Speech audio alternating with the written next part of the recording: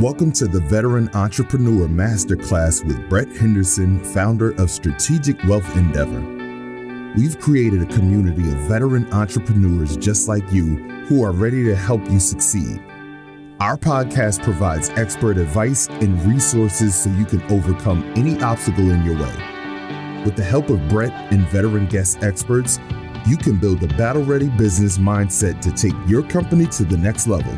Thank you for listening to the Veteran Entrepreneur Masterclass. Now, on to the show. Welcome to part 2 of Brett Henderson's conversation with Kenny Bass, Executive Director and co-founder of the Battle Buddy Foundation. In part 1, we learned about Kenny's experience as a Marine in Iraq, his injuries from an IED, and the path that eventually led him to Atlas, his service dog. On this episode, we learn more about the foundation. Now, it has several related missions that include raising awareness of PTSD, TBI, and the disturbingly high rate of veteran suicide. But it also focuses on service dogs and getting vets their own life-saving canine buddies. So, Brett, over to you and Kenny. Keep going. Well, thanks, Patrice. Appreciate that. Good morning, Kenny. How you doing, brother? Awesome. Great to be here. Yeah. So this is take 2, right? So we tried to do this last week and just life happens. Let's chat about that. So what was your challenge on Friday? Air conditioning. Yeah. Stuff at the house, of course, with the heat the way it is, the air conditioning was on the fritz, and I was trying to deal with that. And I was thinking, having the rest of our meeting in the midst of that sweating probably wouldn't do so well for the video here. So. Yeah, I agree. And I had COVID, so I was feeling a little off. That was a summer cold, and then I just got whacked with a 2x4. And so this is, I guess, my second or third time with COVID. And luckily, this is more mild. Today's now Monday. Friday was definitely not fun. Wednesday, Thursday last week literally just felt like a summer cold. But then that one day was that half morning, the aches, the cough, the phlegm, the headache, the fog was all there again. Like, I remember this feeling, but Saturday was much better. Yesterday was 99%. Even this morning, went out PT'd, did probably 3 miles and 10 hill sprints. So feel good. But what does that show? Life happens, right? It's not perfect. So this whole podcast is about just reality and being real and the struggles we have. And it's not perfect. And every day doesn't go as planned, right? And that's okay. And that's the main thing I want anyone listening to this, is that life happens, things happen. You have a goal, but you didn't never stop. You just make it happen. So what do? You had your AC out, I had COVID, we just shifted. So here it's Monday, we're making it happen. So I appreciate that. And I think last week, our last call was awesome. Definitely learned a lot more about you than I even knew before. Last 4 years working together. So that was pretty cool. But let's jump into more you and the foundation. So if and when someone's listening, they really understand what we're supporting or what they'd be supporting if they support you or I, or what that means. So first things first, it's not about you, it's about Atlas, right? So let's talk about Atlas. So how did you find Atlas, or how did Atlas find you, or how did you guys find each other? So I don't remember exactly everything we covered last week, but as I mentioned, I was in from 2004 active duty, in Iraq in 2003, wounded during the invasion. I got out in 2004. Got into the VA, after kind of hitting rock bottom, trying to do things my own way, like a lot of Marines, at least in the beginning, without a lot of support and education. I got into the bottom of the bottle. I was in the bar all the time, things like that. And needless to say, that didn't end well. And so, I ended up getting into the VA. I quit drinking. My full-time job was basically, going to counseling, going to all my, different appointments I had each week. So I was in the VA 4 and 5 times a week, basically for years. So this went on till probably about 2012. So you fast forward 8 years or so after I got out, and I went from taking 10 milligrams of Paxil, which is like, a serotonin SRI, one of those serotonin reuptake inhibitors. So just a basic, mood elevating medication, but 10 milligrams of that 3 times a day back in 2004 when I was still active duty. And then you fast forward to, I'd say somewhere around 2010, I think they added Seroquel, 800 milligrams of Seroquel 3 times a day, which one of those is enough to put a much bigger man than me down for hours and hours. I took that for about 2-3 days and was slurring my speech. I was like drooling. And people around me were like asking what sort of illicit drugs I was taking and if it could help, just to learn that no, I'm taking exactly what I'm supposed to. The doctor prescribed this, but those Seroquel actually became pills 30 to 33. So I went from taking 3 pills a day to 33 pills a day over that 6, 8, 10 year time frame. And I can tell you this, I'd struggle with suicidal thoughts. I had severe depression, and obviously that's what a lot of the medications were supposed to help with. But, the reality is, I wouldn't have like maybe extreme swings of anger or, really, really down swings of depression, but I was just kind of like a zombie. I just kind of felt dead inside when I was fully medicated. And so for me, I had to find a better way. And the Seroquel was kind of that straw that broke the camel's back. That's where I'm like, something's got to change. And so I went into the VA, was seeing all my doctors and stuff, and started kind of getting off those medications, which of course you can't do right away. It takes a couple of years. But to get to your question about Atlas, that to say, my VA doctor, a great guy, he was actually a mental health doc in the Air Force in Iraq around the time I was. So great guy to connect with, in the respect of, he got it. Yeah. You don't have to describe 90%, right. Right. So exactly. Anyhow, he was a great guy. I credit him with a lot, as far as my recovery and kind of getting to where I am. But, he looked at me one day and he's like, Kenny, what do you think about a service dog? I think a service dog would be great for you. And I had dogs as a kid. I know how awesome a relationship with a dog that has little to no training and chews up all the time can be. So I thought, wow, a well-trained dog like this could be something. And so he wrote me a prescription, and said, I think he gave me a business card of like a local trainer he knew personally and kind of told me good luck. The VA doesn't pay for it. The VA didn't really have any professional or whatever type of relationships with service dog entities. I was on my own. So just like anybody else, I got online and started Googling it, looking into organizations, trying to find an organization that, I could get a service dog from. Right. So back then, I spent probably a month doing research and, basically came to the conclusion I was looking at anywhere between $10,000 to $60,000 that I was going to have to come up with to get a service dog.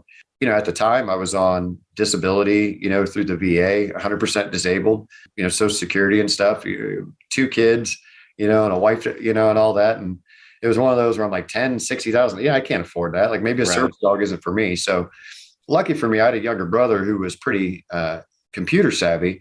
And this was, I think, late 2011. The brain injury kind of messes with some of that sometimes.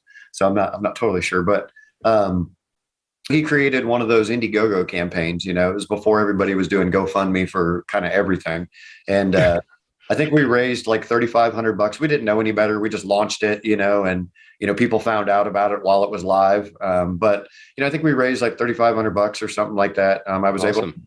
able to make a down payment on Atlas. To actually back up, I had, of course, done my research. I found this organization that I got Atlas from, and from everything I could read, it seemed, on paper, I was like, wow, they're using world-class German Shepherds. I knew that the dogs had been in training for, nearly 2 years at that point. I think maybe 18 months. The founder or the creator or the main trainer was a Vietnam era veteran who had like a psychology, sociology background, since then. So I'm like, oh, these guys will get it. So I raised that initial money. I went out and met him and got Atlas and brought him home. I didn't know that Atlas was the first service dog that they had ever placed. I didn't know he was one of 2 that they would place before they ultimately closed their doors. I didn't know that, every few months, if, it got to be a little while before I made a payment, I'd get these emails talking about how they might have to pick him back up and do some retraining or, things like that. And it was just, throughout my experience, not just with the organization that I got him from, I mean, they have great hearts, they were coming from the right place, but it's a very difficult industry, and even training service dogs is a heavy responsibility. But I don't think a lot of people think about. They think, oh, we'll just grab a rescue dog, match him with the trainer for a few weeks and let's get him with veterans. You're saving 2 lives. That's kind of how a lot of organizations work, which I understand. I've had rescue dogs. I love rescues. They're great, beautiful lives that you're able to save, but I think the thing that a lot of people don't think about is when you're talking service dogs, specifically for individuals that are suicidal, say veterans with PTSD, TBI, if you give a veteran, like if you take a rescue that you have no idea their health history, their genetic background, their likelihood, for developing, serious health issues down the line, and you spend a year, 2 years, 6 months, in some of these, other cases, but you spend that time training the dog to match them with a veteran, and you have no idea their health history. You get a couple years into it, and now that dog has some sort of severe health issue that, stops them from continuing their work as a service dog, or worst case, they end up being put down. I can tell you from personal experience from other veterans I've known that were in this situation that they are not in a good place. They're actually worse than they were before they ever got the service dog. Right. And it's like this weird oversight in the service dog industry where organizations are like, let's just pump as many rescues as we can through these training programs, give them to all these suicidal veterans, and, talk about how many hundreds of, service dog teams we've matched. Yeah, that's a good segue. Sorry, I don't have to jump in. I know you can go and you're in the zone, which is awesome. And I flow and you flow, and being verbal thinkers is not a bad thing, especially when you're podcasting, right? So that's a good thing. But I just want to keep us on track at the same time. Let me ask a clarifying question first, because I didn't know, and maybe not everyone listening knows. PTSD, everyone's heard of, post-traumatic stress disorder. But TBI, what is TBI before we continue? Because some of our listeners may not understand what TBI is or what that means. Yeah, that's a great question. I throw that around a lot just because it's pretty common, around my household and around my family and friends. But yeah, TBI, traumatic brain injury. So, back in 2003, I was doing counter ambush patrols, Marine Corps infantry. The idea was to go out and drive slowly so the enemy that was wanting to ambush, soft targets would see us instead, ambush us, and then we could either capture or kill them. So it was one of those missions where we were out driving, waiting for the enemy to find us. And they had set up an IED, so improvised explosive device. It was 5 of these guys daisy chained together, set up. And once we drove past, it was right next to our right front tire, they set it off. And so that blast wave, I guess it's roughly about 65 pounds per square inch as that wave passes through your body. When it goes to your brain, obviously that can create some, long-term damage. So, I know there's still lots of studies being done on it. My understanding years ago was that that blast wave can actually sometimes create small air pockets, little bubbles in your brain. It could be a couple hours, couple days, couple weeks, couple years, decades before those air bubbles burst. But when they do, it creates like a dead space in your brain. So needless to say, if that's true, I'm pretty sure I had a bunch of air bubbles wherever my memory is supposed to be. And we jokingly refer to me sometimes as a 24-hour Kenny, because usually by the next day, I've kind of forgot 90% of whatever the details were from the day before. But so traumatic brain injury. Thanks for clarifying, man. That probably helps a couple of our listeners out. I feel like I have that probably every day too, but that just my brain is normally empty most of the time. So I don't really think it ever happened though. Being an officer and now you're old, Exactly. Exactly. It's called life. Yeah. So let me ask you another question then. So going back to, you're talking about service dogs and different backgrounds, where they come from, or the good, the bad, the ugly. How should a service dog be trained? What is the right way, in your experience, what you've seen? A dog like Atlas is going to go to a veteran with PTSD. How should that dog be trained? Talk about that. So I would love to first, I'd love to just launch into it and tell you exactly what I believe it takes to be, to train up and place, a proper service dog. But I should preface it by saying that if you were to stick 100 dog trainers in a room and ask them the same question, you'd probably have 110 answers. The reality is, a lot of trainers see things different. But I think there's a few things that are kind of hard to dispute. And maybe I'll just kind of bring those up. First of all, when you're talking a service dog, the reality is if you're talking about training a service dog in a few months or under a year, it's just ridiculous. The truth is a majority of the established service dog entities, including guide dog organizations around the country, they work with the dogs from puppies, that 12 weeks old or so, once they're kind of weaned off. Right away, you're doing different exposure, and things like that. From there, dogs have different fear periods, right? So the first time is right about 12 weeks old, and you have to work the dog through that. They might develop a fear of stairs or something like that you just didn't see coming. Obviously, that doesn't work for service dogs. And so there's, different things. That may not have been the best example, but you also have that again at sexual maturity with dogs. And so with German Shepherds, that might be closer to 18 months, with some labs, it might be 12, 14 months. I mean, obviously this is, round numbers here. I don't want trainers, eating me up later, but they hit a second fear period during that, during sexual maturity. And so again, a dog at 18. So for example, we had a service dog a few years ago that was just killing it. I was looking forward to, getting her matched with a high energy veteran just because she was just wonderful. She was killing all of her stuff. She did wonderful in public. But at, I think it was like 14, 15 months, during that fear period, she developed out of nowhere a fear of like the open stairs where you could see through them. And this dog was amazing outside of that. But she ultimately, I had multiple trainers focused on her for months, just trying to get her through that. And ultimately she couldn't. And we had to wash her out as a service dog. We couldn't, knowingly place her, like that. And when she wasn't 100%. So when you're training dog for 6 months, from say 8 months to 14 months, and then place them as a fully fledged service dog, the reality is you're doing these veterans a disservice, and you're doing the service dog community a disservice because, it'd be like selling an incomplete car, right? And being like, oh, you finished. That's not how this works. That's how it's done right now, unfortunately, with a lot of vehicles. But we can digress another time.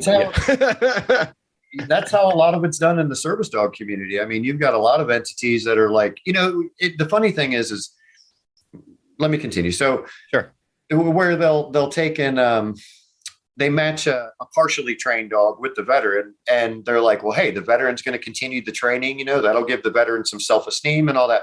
And honestly, I thought the same thing when we first started Battle Buddy. I was like, oh, this will be great. We'll bring veterans in, we'll match them with puppies, we'll have trainers kind of support them.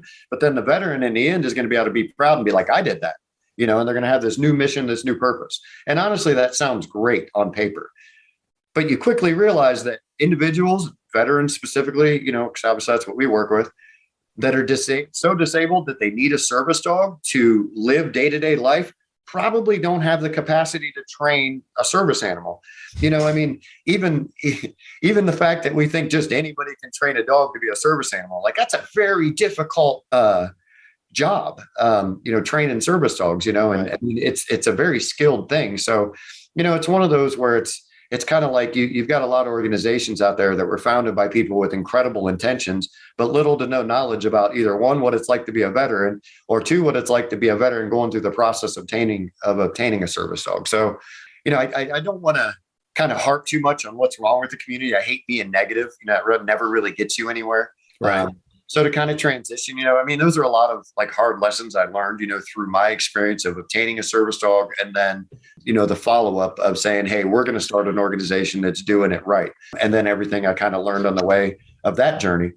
So what do you see then it does take? Is it 18 months? Is it 36? Is it dog dependent? Is it veteran dependent? Is it a mix of those things? Yeah, it's definitely a little bit of the last two. It's dog dependent and veteran dependent. If you're trying to do a one size fits all, obviously you're gonna miss the mark in different areas. So, so as far as like say the dogs go, yes. We're not breed specific. So we have dogs of all different types of breeds. Just because obviously for the veterans, there's different needs. For example, we had one veteran in our program who is a Navy SEAL. He was shot 7 times with an RPK machine gun in Afghanistan, one or two in the face, among, multiple other places. But his lifestyle is one where he still runs 10 miles a day. He's out there doing speaking gigs and signing books, and doing all this kind of stuff. Right. The dog for him, he's going to need a high energy dog that can keep up with him. He doesn't want a dog like Atlas. I need a lazy dog that just chills around the house with and doesn't, try and run me to death. So, but for him, he was going to need an entirely different kind of dog. So it actually took us 2 years to find the right dog to even start with. And then another 2 years to train the right dog to meet his specific needs. Now, on the other hand, one of our other veterans is a Vietnam era doc or medic. And, obviously he's much older. He was in the, beginning stages of dementia, among other issues. And so he needed a much more relaxed dog, one that's going to be almost more of a lap dog when he's not doing service dog work out in public. So, I mean, they're very different needs. So in the Navy SEAL, he got a Belgian Malinois, German Shepherd breed, mix. The older, Navy medic, or I'm sorry, Vietnam era medic. He has a Portuguese water dog, which is about $40 or $40, 40 pounds, and kind of curly hair, super calm, cuddly dog. But so it's very much our approach is very much individualistic, based on the individual veteran's needs and then the dog's strengths and trying to match those appropriately. So it's pretty customized then. It's definitely not a checklist. You just go. It's more of an art than or a combination of art and science at the same time. Our focus is genuinely on, that long-term and tangible change in these veterans' lives. We're not looking at trying to pump out 100 dogs a year so we can go and run to all the donors and be like, look at what we did, knowing on the inside that half of that's probably not even going to be very beneficial to these veterans, So, our focus is, trying to set them up for success in the long term. Absolutely. Okay. What is this? I know every veteran's specific, every dog is matched and every situation is customized, but what does it generally cost? The training to find the dog, to train the dog, to match the dog, and then supervise a dog with the veteran after he's been placed. What does that generally cost? So our general cost is anywhere from about $30,000 to $60,000. And then, so to kind of, give you some general overview there, for us, we have dogs in training. We usually get them, as young as possible, 12, 14 weeks. We usually go and take our pick of the litter. The way that works is, so we have a fairly large social media presence. We've got a large following on Facebook, for example, facebook.com/BattleBuddy. Of course, my service dog, Atlas and Wonder Dog's got a pretty decent presence as well. And through that, we get a lot of breeders around the country that'll get a hold of us and say, hey, we'd love to support you. We'd love to donate a dog. How can we do that? Of course, that's great for the breeder because it's a tax write-off. If they produce service dogs, they're able to go afterwards and be like, hey, our lines are service dog quality dogs. So it's great for them. And it's great for us because we don't have any cost involved as far as obtaining dogs, to start, to bring into the program. So it's a win-win all the way around. Sounds definitely a win-win. Yeah. And so we require pick of the litter. We'll go out a lot of times, best case, we'll go out and evaluate the dogs at 6 weeks. And then again, at 11 and 12 weeks, right before we take them and bring them into the program. They could train anywhere from probably 18 months to where I've got one shepherd that's right at the 3-year mark and in training still, which, can get very expensive, and obviously there's kind of a fine line on how far you go because you don't want to eat too much into the working life of the dog and then not have very long, to actually be fulfilling their purpose. So 30 to 60,000 is a kind of range for the cost of a dog to get them trained and placed and then supervised after.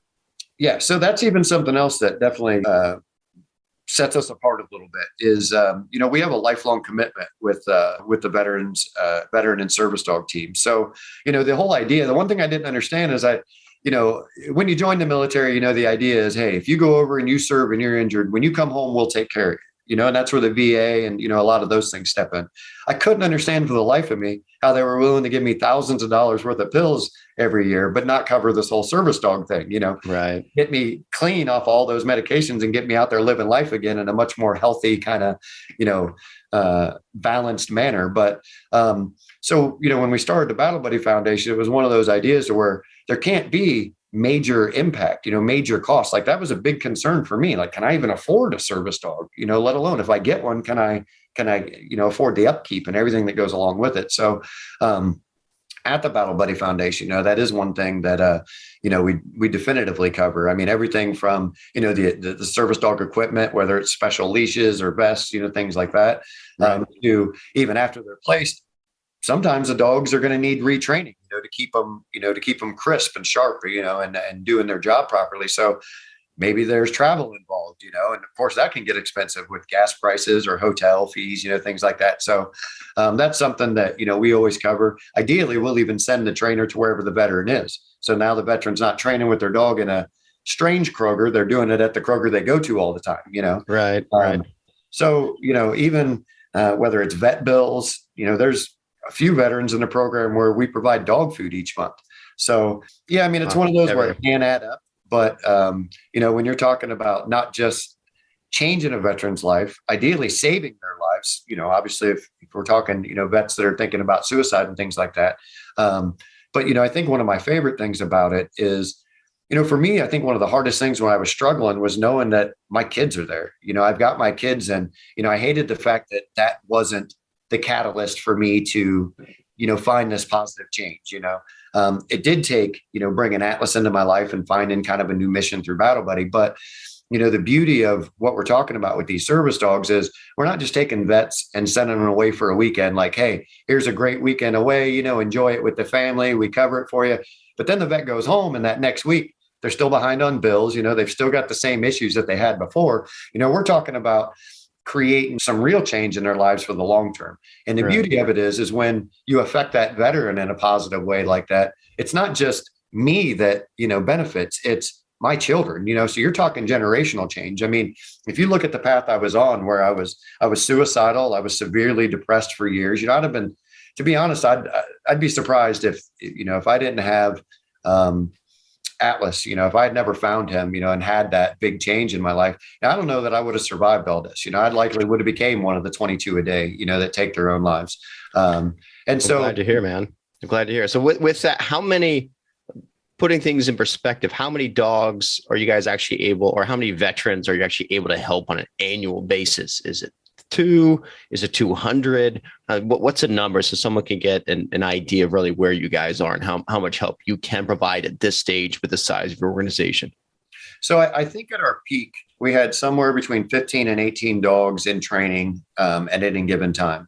Since then, I think currently we're somewhere around 6 or 7 dogs in training right now. That are in, different phases of that, anywhere from like the one I said that was at 3 years, at the end, she's getting ready to be placed. We're getting ready to match her with another Vietnam era veteran, actually. But because of COVID, things have drastically drawn down, that 2-3 year gap for us. Almost all of our funding comes from doing events, fundraising events, and then essentially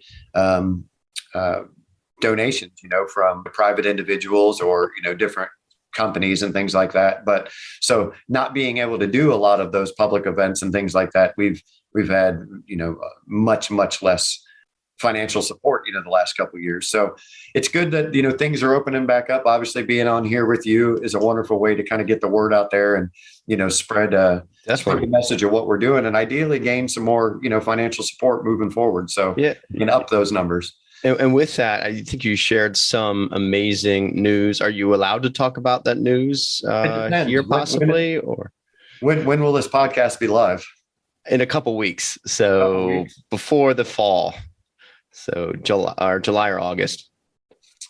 I don't know if that'll be. So let's just say there's some good notoriety coming, good publicity coming, right? Your organization is going to be noticed. Is that fair? Yeah. So I won't say what channel or show, but we'll be doing some filming in the next 2 weeks. That'll be for a Veterans Day special. So on Veterans Day, if you're watching, probably about 8 p.m., there's a special channel that, kind of focuses on that stuff. And so Atlas and I and the Battle Buddy Foundation, they'll be, telling a little bit of our story on there and kind of thanking us for our continuation of, what we're doing. So, right. So it's a good teaser. So we'll go with that. But if someone wanted to listen, or someone listened to this and they want to help directly, just want to make a donation, they want to sponsor you, how do they do that? How do they reach out? How would they make just a simple donation? So the name of the organization is the Battle Buddy Foundation. And our website is tbbf.org. So Tango Bravo Foxtrot.org. Honestly, the BattleBuddyFoundation.org. Yep. So someone can donate directly there. And I'll just, if I could shift back to myself momentarily, when we were originally speaking, just who I am, there's the aspect of the, hey, give me a handout. Just in myself personally, I hate handouts. I hate it. I hate the idea of just give me stuff or, oh, woe is me, or feel bad for me. Earn it, right? Earn it. And so when we were originally speaking, what I wanted to do with my own business is, as I grow the brand and bring in new clients, make a donation to you because we've generated revenue, right? A piece of our business we're donating to you that we've earned, that we've done work for. So we're not just giving it to you because you're a nice, handsome guy. Well, you're definitely not handsome, so I can't go with that. But luckily there's no video here, right? But it's because we're doing work. And I'm much more apt to do work with someone or have a business. If another veteran-owned organization engages us or works with us, hey, I'm happy to take a piece of that revenue that's been earned. Yep. And give that to you as a donation because you're doing work. I'm doing work. You're doing work. So it's not just a gift, a handout, a gimme, which I just hate that feeling. I don't want anyone just to give me stuff. Everything I have in life, I've worked for, I've earned. And so a handout for me just doesn't feel good, doesn't work with my stomach. So, but doing work and making a donation after doing work as a result of positive effort and positive action, positive momentum is for me why I support you. And so we have good days and bad days, right? And there'll be good months and bad months. You know that. You see when I make a bigger donation, things are going well. Smaller, peaks and troughs is how it works, right? Yeah. So that's how I do it. So anyone can do that too. So you can make maybe an ongoing, if someone wanted to, they could set up an ongoing commitment. So if they're doing well in business and they can share that success with you, that I think makes them feel good, makes you feel good. It makes me feel good. So that's how I do it. So I just wanted to share a little bit about that too. I loved your approach to it. Even it wasn't like, hey, let me reach out to my network through my business and all those associates and see who's willing to donate. It was, let me set up a program that's, hey, no cost to these people. But if you just look at my business, if you work with me from that, well, you were going to pay me anyway. I'm just that same money. I'm going to do something good with it. And you can be a part of that. And I mean, I think that's great because not only are your potential clients getting, being able to be a part of something great like this just by working with you, but obviously they get, the benefits of everything you have to offer them as well. So, it's definitely a win-win all the way around. And, I just thought that was, I thought that was a great approach. I appreciate that, brother. Thanks so much. So one more last thing to shift back to Atlas, because it really isn't about you or me. How old is Atlas and how long is the working life on average of a service dog? Every time everybody's asked me that question over the years, my answer is always 7 to 10 years is generally that working life. Atlas is now 11. So we're kind of getting close to that, getting close to that time frame on Atlas. My goal has always been to, actually in recent years, my goal has been to breed Atlas. I'd have to work out the details with that from who I got him from, as far as having rights to do that and things like that. But Atlas Jr. is really kind of the only way I see to go as far as the successor here. So hopefully I'm able to get all that worked out, and ideally I'll have some beautiful little fluff balls, a pile of them running around here that look a lot like Atlas, just smaller and fluffier. But yeah, the idea is to get Atlas Jr. and before Atlas retires, have Atlas Jr. kind of working next to him. Sometimes when you have successor dogs like that, you'll work them for say 6 months or so, just on either side of him. You got your old dog here and you got, your little fluffy service dog in training there, and they'll actually pick up cues from the older dogs. So it's a pretty cool process. I'm hoping to be able to start that here soon. So awesome, man. Well, this has been great. So this was supposed to be a 1 episode podcast, and obviously it's 2. We could probably turn it into 3. So this is good. I'm sure you'll come back in the next year or so as this progresses and morphs and evolves and see what direction this goes. But I'm glad to have met you. I'm glad I can help give back to you. I still wear my band every day from the loss of my friend, and seeing you succeed helps me heal with the loss of my friend. So every time I see you, seeing you in action doing makes me heal from the loss of my friend who's no longer here because he can't do that anymore. Right. So hopefully anyone listening to this, whether you have PTSD, TBI or not, you just care. You're just a human being, a veteran. You don't even have to be a veteran, just someone who likes the idea, likes the concept and care. I think I don't care, $5, no bucks, that just sharing the word that it's out there, I think is beneficial. And so you were my first guest on this podcast. And so that's kind of cool for us. And I want to thank you for that. And you might not even know this because we're just launching it. Do you know the mantra of my firm? I guess, let me just tell the mantra of my firm. So something we went through, and it's on one of the first episodes of the podcast, is like, what is our mantra? What should we do? And when you and I were in, we had iron sights, right? We had iron sights at M16A2, We didn't have the M4 or anything like that. It was just old iron sights, and you're on the rifle range, 500 yards prone, and you're hitting the center mass, hopefully. And so we had a story. I'm not going to go through the whole thing again, but we went out, we were camping, and my girlfriend and I ran into a bunch of buds in training, SEALs in training. They had an arsenal with them, and we were out in the middle of the desert. And so let's go shooting. And they had these red dots. Like, what are these red dots? And I had no idea how easy it was to shoot with a red dot versus iron sights. Yeah. So the mantra of our firm is, hey, trade in your old iron sights and give your wealth a red dot. That's what we're doing. So what I actually did, I reached out to Sig Sauer because I have an AR-15 and it comes with a Romeo 5, and I chatted with Sig Sauer. So I can't formally say they are endorsing or supporting, but they took care of me. So I'm going to be sending you a Romeo 5 red dot, brother. So that's just my little token of thanks for you being on the show. Romeo 5. It's pretty cool because that's everything we're doing. Just keeping it laser target on site, helping out, doing good. It's what we're about, brother. So I just want to say thanks for being our first guest. That's incredible. I'm really excited. I've got a couple rifles upstairs, and I'm thinking, oh yeah, I know where I've got to get home for that. Awesome, man. Well, thanks so much. Well, thanks again for being on. Patrice, take over. You're the boss here. Actually, I just sit here. I'm along for the ride. No, I'm the one along here for the ride. Fantastic, guys, fantastic. But let's revisit one more time. Brett, how can they reach you? And Kenny, how can listeners reach you? Sure. So our website again is SWE for Strategic Wealth Endeavor. And 90 represents the amount of income we want you to have for life, so you never run out of money. Running out of money is a bad thing, so don't run out of money. So SWE90.com. I'm Brett at SWE90.com. Our phone number, if you want to chat, 310-491-7045. Again, 310-491-7045. Kenny, how can they reach you again, sir? So Tango Bravo Foxtrot.org. TBPF.org is the Battle Buddy Foundation's website. If not, if you're on Facebook, just look up Battle Buddy. Or you can, find me and Atlas at kennybass.com. All right, gentlemen. Fantastic show. And again, this is part 2. If you didn't hear part 1, go back and listen. You'll love it. Thanks. All right. Follow and subscribe to this podcast for more information on sources of support for veterans too, and for stories about fellow vets. Please share with friends and colleagues also, because they can reach out to others. Thank you for listening to the Veteran Entrepreneur Masterclass podcast.